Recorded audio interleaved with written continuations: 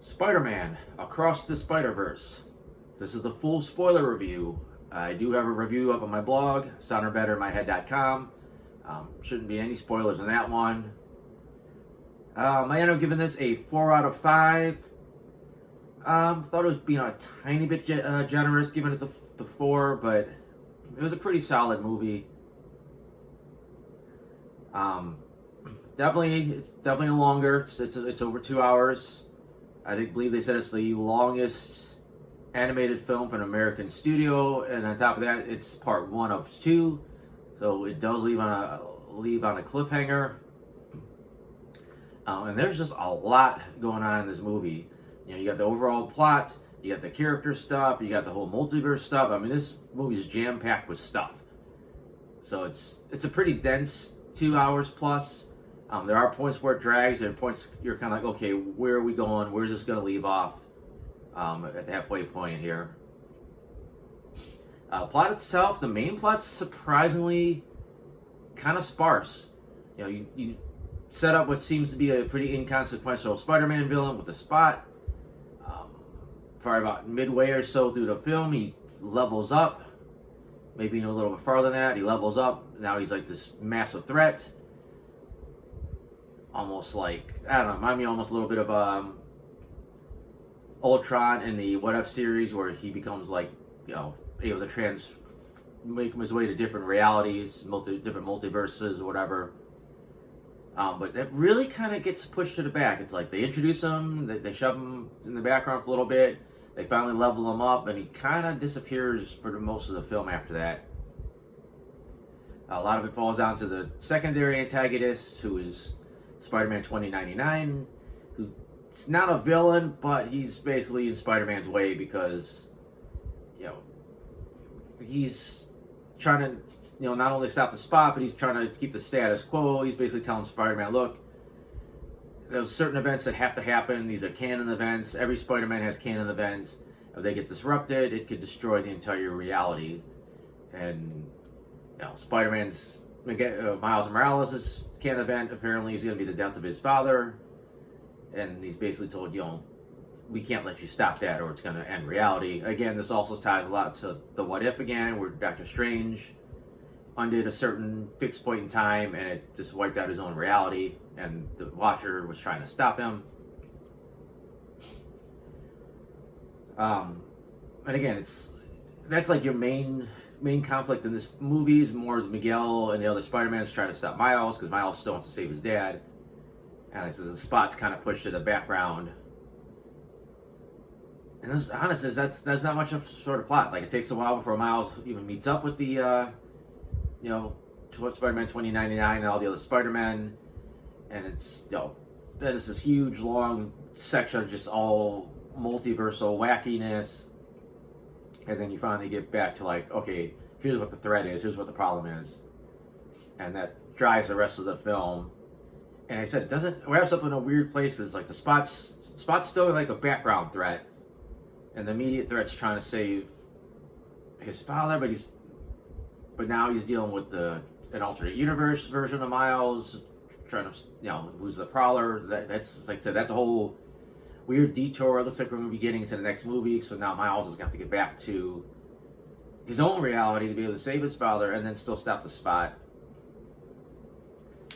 This movie is also really close to should be called Spider-Man and Spider-Woman, because Gwen has a pretty massive amount of story time. I mean, she starts the film. Her whole, you know, section of the film is like, it starts it off, it runs a good, I don't know how long, 10 minutes maybe, and then we go back to her point of view quite a few times. So she's right up there as being a, important, one of the most important characters in this film. It's kind of weird because it's like, one end you're looking at her like she's just another Spider-Man, but she's a girl. But the other end, you also got taken some of the stuff that's canon for Gwen Stacy in the comics. You know, obviously in the comics, Gwen usually ends up dying. And like, it's a slightly different twist on Captain Stacy here, but the same gist of it from the comics. As far as the other Spider-Man, like the major ones, I don't think there's instantly like relatable or likable as the Spider-Man from the last film, but they do grow on me after a while. We don't really get that much of Spider-Man India. He has his own little section in the beginning, and then he kind of gets shuffled off to the end. Peter B. Parker shows back up. You know, he's still about the same as the last film. He feels more like a secondary character now than one of the main characters.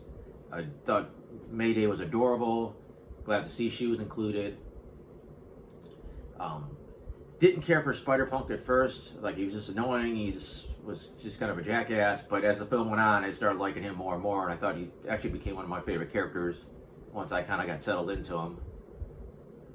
As far as Jessica Drew, she was just there. Again, she's kind of an antagonist to everybody. She's a little bit like was it Hunter, one of the Hunters from Loki that was against everybody at first, and then she had a face turn and helped everybody out.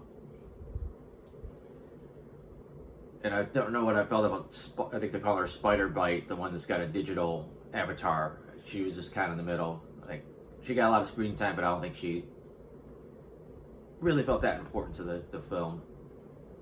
Other than that, I think that's about it for the plot. I said the character stuff, it's just a lot of stuff continuing on from the last film. Just both Spider-Man and Spider-Woman trying to deal with their families and whether or not they should reveal their identities, and then, a lot of back and forth with that. I think this is where the film's heart is, and I think the heart sections do nail it. I think I feel kind of grounded, especially in this like wackiness with the multiverse. It feels like grounded. It feels like a family.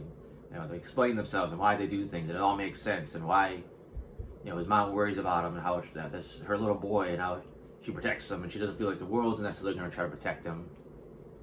I guess it's really well written in those segments, and you really feel the emotions for these characters, and the animation helps. That the facial expressions and the body language really sell what these characters are feeling. The animation again is fantastic. Different worlds have different looks. Like, Gwen kind of has this more like water paintery kind of look, and it doesn't have the harder lines that Miles Morales' world has.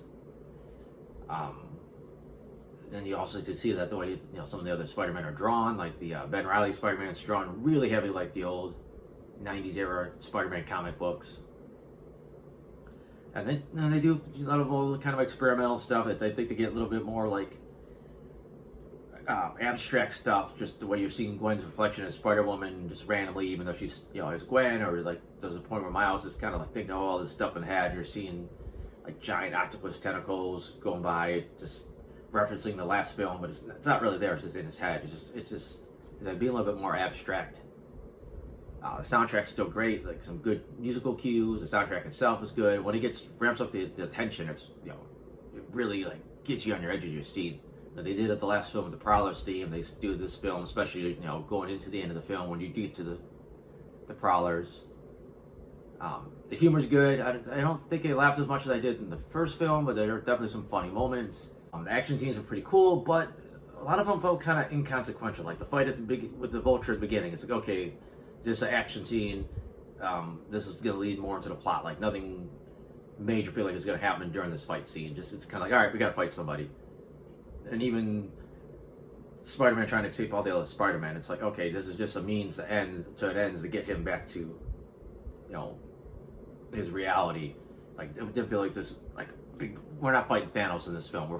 You barely even fight the Spot, and when they do, it's just kind of more of a joke or pushing the story along, because you're not going to stop him now. He's got to get more powerful and come back. So it's a lot of the action felt a little inconsequential overall, but it was cool seeing it. You got to have action in these movies, especially as long as they are. There's a bazillion Spider-Man cameos, and it was bordering on getting almost too fan servicey at times. Like it worked with the story, and it was cool seeing it, but sometimes it was really pushing the level of being fan servicey. Especially you had the basically just clips from the Amazing Spider-Man films and the Tobey Maguire Spider-Man films, this tinted kind of red as they're showing like Spider-Man tragedies. It was fine. It would have been almost kind of cool if they could have did something new just for this movie instead of just replaying a clip, but you gotta work with what you got, I guess. I did like the live action Prowler, which is basically just Childish Gambino sort of reprising his role. He kind of played, the Prowler in Spider-Man: Homecoming, or at least Aaron Davis. So I don't think it's supposed to be the same guy, but it was just cool that they did get to play him, at least a version of him. It looked a little weird seeing a live action guy standing next to the cartoons. They also have the same thing when the Spot pops in the Venom's universe and he talks to the store owner, the convenience store owner. It gets a little silly there when you start seeing the live action in the cartoon. No matter how well the cartoon looks, it starts looking just like, I don't know, like Who Framed Roger Rabbit. It actually takes me out of the film a little bit, because when it's all a cartoon, it's real. They're real people. But when you put them next to real people, it kind of hurts that illusion a little bit. But I think that's about it. Like I said, it was a long movie. There was a lot going on. Most of it hasn't paid off yet because it's leading into the second film. It was a good cliffhanger, but not a great cliffhanger. I thought it wasn't like, holy shit, I gotta come back now. But it wasn't like, okay, that was kind of weak. No post-credit scene, no mid-credit scene, no nothing. So once it wraps up, you're done. You get out of there. But like I said, I got the non-spoiler version of this review. I have other reviews. I have my comic strips. Those are all at soundedbetterinmyhead.com. So thanks for watching.